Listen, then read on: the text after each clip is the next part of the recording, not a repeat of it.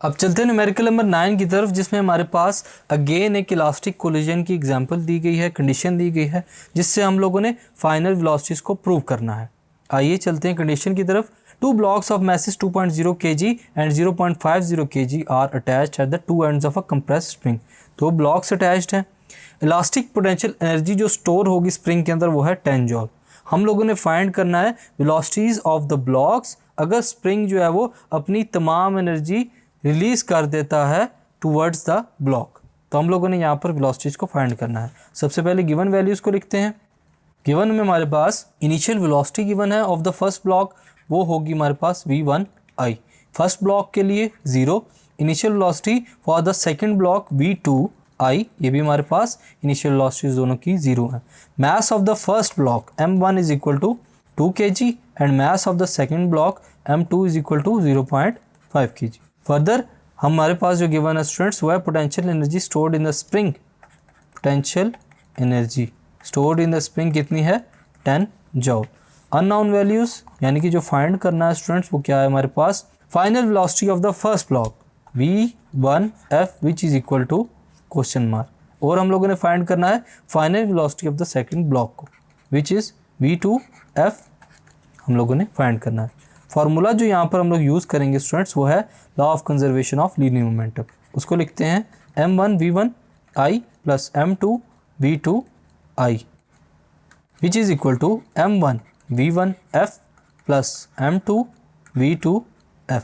Find करते हैं। Values को पुट करने के बाद हमारे पास जो वैल्यू आएंगी वो क्या है? Initial velocity m1 multiply by 0 plus m2 multiply by 0। ये हमारे पास तमाम टर्म्स वैसे ही 0 हो जाएंगी। मैस m1 की वैल्यू है 2, इसको मल्टीप्लाई करेंगे v1f से, प्लस m2 की वैल्यू हमारे पास 0.5 multiply by v2f। 0 is equal to 2 multiply by v1f plus 0.5 multiply by v2f। Further इसको सॉल्व करते हैं।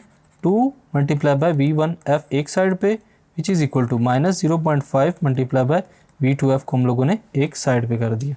यहाँ से हम लोग v1f के लिए वैल्यूज़ को अलग करेंगे। v1f के लिए हमारे पास जो वैल्यू आएगी वो है 0.5 divided by 2 minus multiply by v2f। Solve करते हैं तो v2f की वैल्यू हमारे पास आती है -4 v1f। ये हमारे पास जो वैल्यू है किसके लिए? v2f के लिए। लेकिन यहाँ पर हमारे पास v2f भी मौजूद है और v1f भी मौजूद है।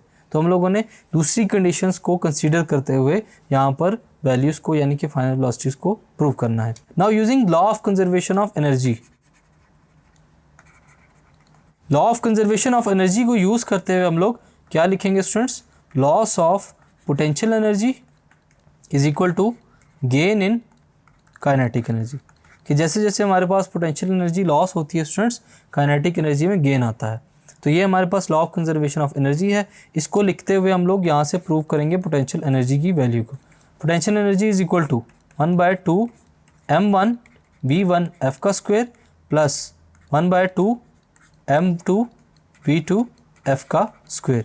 फार्मूले में हम लोगों ने मास और वेलोसिटीज़ की वैल्यू को पुट करना है। पोटेंशियल एनर्जी हमारे पास है 10 joule which is equal to 1/2 multiply by mass m1 की वैल्यू है हमारे पास 2 मल्टीप्लाई बाय v1f का square as it is plus 1/2 multiply by 0.5 जो कि मास m2 की वैल्यू है मल्टीप्लाई बाय v2f हमारे पास स्क्वायर एज इट इज़ आ जाएगा। फर्दर हम लोग इसको सॉल्व करते हैं। 10 will be equal to v1f का square plus 0.25 multiply by v2f का square as it is. Further इसको सॉल्व करेंगे। यहाँ पर हम लोगों ने एक कंडीशन यूज़ करनी है। वो कंडीशन है v2f is equal to -4 v1f, यानी कि v2f की वैल्यू को हम लोग सिंपल इस फार्मूले के अंदर पुट करेंगे ताकि हमारे पास जो तमाम टर्म्स हैं वो v1f की फॉर्म में ही आ जाए। पुट करते हैं। 10 इज इक्वल टू v1f का square plus 0.25 multiply by -4 v1f का स्क्वायर। यहाँ पर हम लोगों ने v2 की जगह इस वैल्यू को पुट किया है। 10 इज इक्वल टू v1f का square plus 0.25 multiply by 16 v1f का square. 10 is equal to v1f का स्क्वायर प्लस 4 v1f का स्क्वायर। फर्दर सॉल्व करें, हमारे पास तमाम टर्म्स v1 की फॉर्म में है तो हमारे पास जो आएगी वैल्यू वो है 10 इज इक्वल टू 5v1f का स्क्वेयर। यहाँ से हम लोग v1f स्क्वेयर की वैल्यू निकालें तो हमारे पास आती है 2। अंडर रूट लेंगे स्क्वेयर को ख़त्म करने के लिए तो v1f का स्क्वेयर ऊपर से कैंसिल हो जाएगा, इस इक्वल टू 1.41 मीटर पर सेकेंड। अब इस वैल्यू को जो हमारे पास v1f है इसको हम लोगों ने उस फार्मूले में पुट करना है स्टूडेंट्स जहाँ पर हमारे पास दोनों चीज़ें यानी कि दोनों वेलोसिटीज़ मौजूद थी। यहाँ से हम लोगों ने v1f की वैल्यू इजीली निकाल ली। अब v2f की वैल्यू निकालने के लिए हम लोग फार्मूले को यूज़ करेंगे दोबारा। इक्वेशन हमारे पास है v2f is equal to -4v1f। v1f की वैल्यू हम लोगों ने चूँकि निकाल ली है, अब यहाँ पर उसको जस्ट पुट करेंगे। v2f will be then equal to 4 multiply by 1.41 with the sign of negative.